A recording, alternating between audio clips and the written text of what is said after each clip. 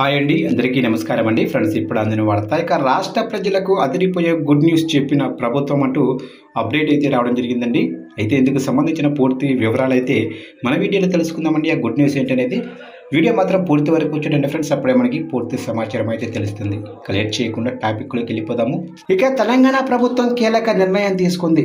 ఇందిరమ్మ ఇండ్ల లబ్ధిదారులకు, మహిళా స్వయం సహాయక సంఘాలకు శుభవార్త చెప్పింది.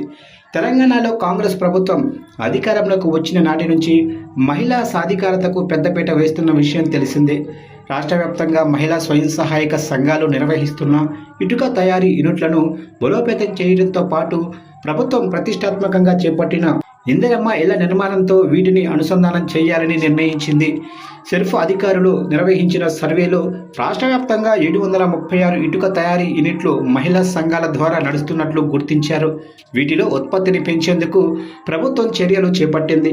ప్రభుత్వం తాజా నిర్ణయం ద్వారా మహిళలకు స్థిరమైన ఉపాధి కల్పించడంతో పాటు గృహ నిర్మాణానికి అవసరమైన సామాగ్రిని స్థానికంగానే సమకూర్చుకోవాలని ప్రభుత్వం భావిస్తుంది. రాష్ట్రంలోనే 736 ఇటుక తయారీ యూనిట్ల నుంచి ప్రస్తుతం రోజుకు 300 నుంచి 1000 ఇటుకలు మాత్రమే ఉత్పత్తి చేస్తున్నారు. ఈ యూనిట్లు పూర్తి స్థాయిలో నడిపిస్తే రోజుకు 2500 వరకు ఇటుకలను ఉత్పత్తి చేసే సామర్థ్యం ఉంటుందని అధికారులు అంచనా వేస్తున్నారు. మహిళా సంఘాల ఉత్పత్తులకు గ్యారంటీ మార్కెటింగ్ కల్పించేలా ప్రభుత్వం కీలక నిర్ణయం తీసుకుంది.